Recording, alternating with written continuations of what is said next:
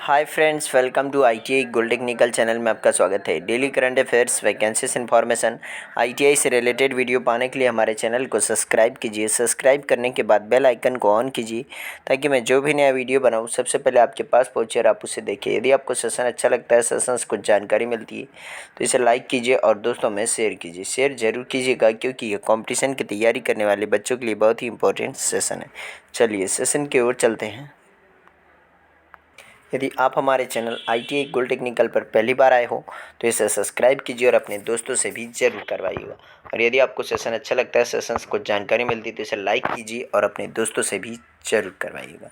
चलिए आज हम पढ़ेंगे 26 अप्रैल 2021 से जितने भी इंपॉर्टेंट करंट अफेयर क्वेश्चन बनेंगे वह इस वीडियो में पढ़ेंगे। और इस वीडियो की पीडीएफ फाइल की लिंक मैं इसी वीडियो के डिस्क्रिप्शन में दे दूंगा, वहां से जाकर उसे डाउनलोड कर लीजिए ताकि एग्ज़ाम के टाइम पर आप आसानी से रिवीजन कर सकते हैं। चलिए आज का हमारा पहला क्वेश्चन है, हाल ही में विश्व प्रयोगशाला पशु दिवस कब मनाया गया? तो यह मनाया गया है ऑप्शन नंबर बी 24 अप्रैल। प्रत्येक वर्ष 24 अप्रैल को विश्व प्रयोगशाला पशु दिवस मनाया जाता है। प्रयोगशाला में जानवरों के लिए विश्व दिवस यह मनाया जाता है। विश्व प्रयोगशाला पशु दिवस या प्रयोगशाला पशुओं के लिए विश्व दिवस के रूप में भी मनाया जाता है। प्रत्येक वर्ष 24 अप्रैल को यह दिवस मनाया जाता है और यह दिन 1979 यानी कि 1979 में नेशनल एंटी विविसेक्शन सोसाइटी द्वारा प्रयोगशालाओं में जानवरों के लिए स्मरणोत्सव के अंतर्राष्ट्रीय दिवस के रूप में शुरू किया गया था यह। और इसका लक्ष्य है कि दुनिया भर की प्रयोगशालाओं में जानवरों की पीड़ा को समाप्त करना और उन्नत वैज्ञानिक गैर पशु तकनीकों के साथ उनके प्रतिस्थापन को बढ़ावा देना है। और इसके अलावा world week for animals in laboratories, lab animal week 20 से 26 अप्रैल तक मनाया जाता है। यह सप्ताह भी मनाया जाता है 20 से 26 अप्रैल तक।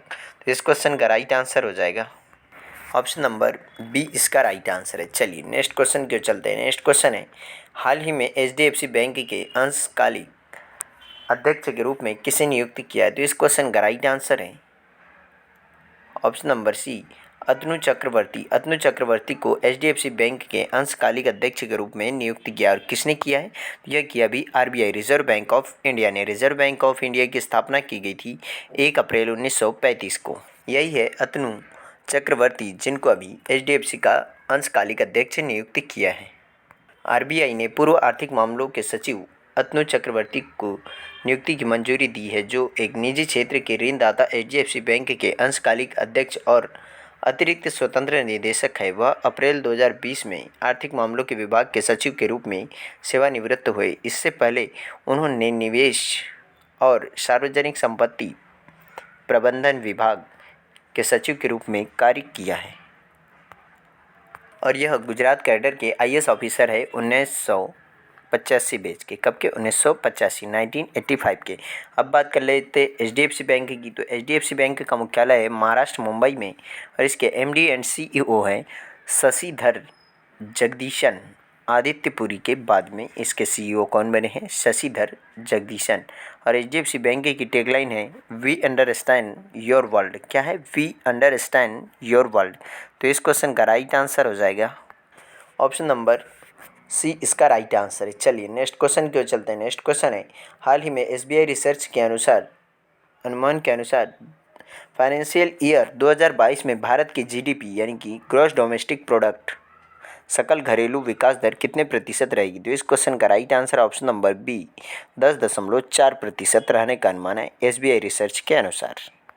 पहले एसबीआई ने इसका टारगेट रखा था 11%, लेकिन कोरोना वायरस महामारी को देखते हुए इसे में संशोधन करते हुए 10.4% कर दिया गया है। और यह बढ़ती हुई कोविड-19 संबंधित समस्याओं को देखते हुए यह अनुमान घटाया गया है। तो इस क्वेश्चन का राइट आंसर है ऑप्शन नंबर बी, इसका राइट आंसर है। स्टेट बैंक ऑफ इंडिया सबसे अधिक ब्रांचेस यानी कि शाखाओं वाली bank State Bank of India ही है। चलिए नेक्स्ट क्वेश्चन को चलते हैं। नेक्स्ट क्वेश्चन है, हाल ही में फरीद साबरी जी का निधन हुआ, वह कौन थे? तो वह एक आध्यात्मिक विद्वान थे जिनका भी हाल ही में निधन हो गया। तो इसका right answer option number b, sorry यह विद्वान नहीं कव्वाली गायक थे फरीद साबरी जिनका भी हाल ही में निधन हुआ। क्या है इसका right answer? Option number A, qawwali गायक। यही है कव्वाली गायक फरीद साबरी जी, जिनका भी हाल ही में निधन हुआ है। मशहूर साबरी ब्रदर्स की जोड़ी कव्वाली गायक फरीद साबरी का निधन हो गया है और साबरी ब्रदर्स फरीद साबरी और अमीन साबरी को उनके सदाबहार गानों के लिए जाना जाता है, जैसे देर ना हो जाए, कहीं देर ना हो जाए और एक एक मुलाकात ज़रूरी है सनम। इन भाइयों और इनके पिता सईद साबरी भारत और विदेशों में आयोजित कई कार्यक्रमों में कव्वाली गाया करते हैं। इस क्वेश्चन का right answer option number A. चलिए नेक्स्ट क्वेश्चन की ओर चलते हैं। नेक्स्ट क्वेश्चन है, हाल ही में नेल्सन मंडेला विश्व मानवतावादी पुरस्कार 2021 किसने जीता है? तो इस क्वेश्चन का राइट आंसर हो जाएगा रुमाना सिन्हा सहगल। रुमाना सिन्हा सहगल ने यह पुरस्कार जीता है अभी, विश्व मानवतावादी नेल्सन मंडेला विश्व मानवतावादी पुरस्कार 2021। यही है रुमाना सिन्हा सहगल, जिन्होंने यह पुरस्कार जीता है अभी। हैदराबाद आंध्र प्रदेश से सॉफ्टवेयर इंजीनियर से उद्यमी बनी रुमाना सिन्हा सहगल ने डिप्लोमेटिक मिशन ग्लोबल पीस द्वारा नेल्सन मंडेला विश्व मानवतावादी पुरस्कार 2021 जीता है और उन्हें वर्चुअली विभिन्न सामग्रियों और गैर बायोडिग्रेडेबल सामग्रियों को पुनरावृत्ति करके अभिनव और कार्यात्मक हरे उत्पादों के विकास के क्षेत्र में उनके योगदान के लिए सम्मानित किया गया है। इस क्वेश्चन का right answer option number b. चलिए नेक्स्ट क्वेश्चन की ओर चलते हैं। नेक्स्ट क्वेश्चन है, हाल ही में बोआओ फोरम फॉर एशिया वार्षिक सम्मेलन 2021 का उद्घाटन कहाँ पर हुआ है? तो यह हुआ अभी चीन में। कहाँ पर? चीन इसका राइट आंसर है। बाओ फोरम फॉर एशिया वार्षिक सम्मेलन 2021 का उद्घाटन समारोह दक्षिणी चीन के हैनान प्रांत के बाओ में आयोजित किया गया था और सम्मेलन का विषय है a world in change join hand to strength global governance and advance belt and road cooperation. इसका विषय रखा गया था और यह फोरम जो अब अपनी 20वीं वर्षगांठ मना रहा है और यह केवल सर्वसम्मति को पुल करने और मूल्यवान बाओ प्रस्तावों को आगे बढ़ाने में एक अद्वितीय भूमिका निभाई है, बल्कि वैश्विक मुद्दों को संबोधित करने और विश्व विकास समृद्धि को बढ़ावा देने में देशों को भी शामिल किया गया है। तो इस क्वेश्चन का राइट आंसर है ऑप्शन नंबर बी, इसका राइट आंसर है। चीन की राजधानी है बीजिंग और यहाँ के राष्ट्रपति है शी जिनपिंग और यहाँ मुद्रा चलती है युआन या रेनमिनबी। चलिए नेक्स्ट क्वेश्चन की ओर चलते हैं। नेक्स्ट क्वेश्चन है, हाल ही में WEF global energy transition index 2021 में भारत का स्थान क्या है? ये मिस्टेक हो गया, भारत का स्थान है इसमें 87। इसका right answer option number D. Bharat को 2021 में एनर्जी ट्रांजिशन इंडेक्स में 115 देशों में से 87वें स्थान पर रखा गया है और यह रिपोर्ट विश्व आर्थिक मंच वर्ल्ड इकोनॉमिक फोरम के द्वारा प्रकाशित की गई है और विभिन्न पहलुओं पर अपने ऊर्जा प्रणालियों के वर्तमान प्रदर्शन पर राष्ट्रों को ट्रैक करने के लिए एक्सचेंज के सहयोग पर तैयार की गई है, जिसमें भारत को 87वां स्थान मिला है। इसमें पहले स्थान पर है स्वीडन, दूसरे पर है नॉर्वे, तीसरे पर है डेनमार्क और चौथे पर है स्विट्जरलैंड, 5वें नंबर पर है ऑस्ट्रिया। इसका राइट आंसर हो जाएगा ऑप्शन नंबर डी। चलिए नेक्स्ट क्वेश्चन की ओर चलते हैं। नेक्स्ट क्वेश्चन है, हाल ही में टेस्ला इंडिया ने किसे अपना मानव संसाधन प्रमुख नियुक्त किया है? तो इस क्वेश्चन का राइट आंसर है option number b, Chitra Thomas. Chitra Thomas को टेस्ला इंडिया ने अपने मानव संसाधन प्रमुख के रूप में नियुक्त किया है। यही है चित्रा थॉमस, जिसको अभी टेस्ला इंडिया के लिए मानव संसाधन प्रमुख नियुक्त किया है। इस क्वेश्चन का राइट आंसर है ऑप्शन नंबर बी। और टेस्ला एक इलेक्ट्रिक कार निर्माता कंपनी है और यह अमेरिका की कंपनी है और इसके मालिक हैं एलॉन मस्क। कौन है? एलॉन मस्क, जो दुनिया के सबसे अमीर व्यक्ति है। तो इस क्वेश्चन का right answer option number b.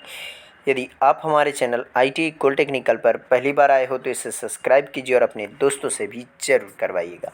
चलिए नेक्स्ट क्वेश्चन की ओर चलते हैं। नेक्स्ट क्वेश्चन है, हाल ही में नेस्कॉम की पहली महिला चेयरपर्सन नियुक्त किसे किया है? तो इस क्वेश्चन का right answer option number B, Rekha Menon. Rekha Menon को नेस्कॉम की पहली महिला चेयरपर्सन नियुक्त किया है।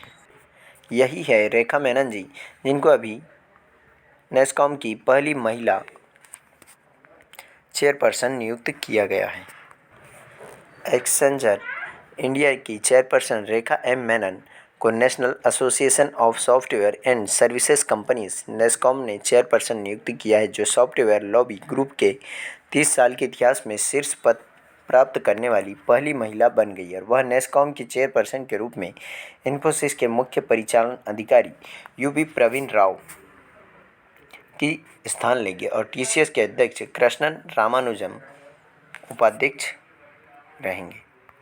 और नेस्कॉम का मुख्यालय है नई दिल्ली में और चेयरपर्सन तो अभी रेखा मेनन ही बन चुकी है और इसकी स्थापना की गई थी 1 मार्च 1988 को। तो इस क्वेश्चन का राइट आंसर है ऑप्शन नंबर बी, इसका राइट आंसर है। चलिए नेक्स्ट क्वेश्चन की ओर चलते हैं। नेक्स्ट क्वेश्चन है, हाल ही में मौलाना वहीउद्दीन का निधन हुआ, वह कौन थे? तो यह एक आध्यात्मिक विद्वान थे जिनका भी हाल ही में निधन हो चुका है।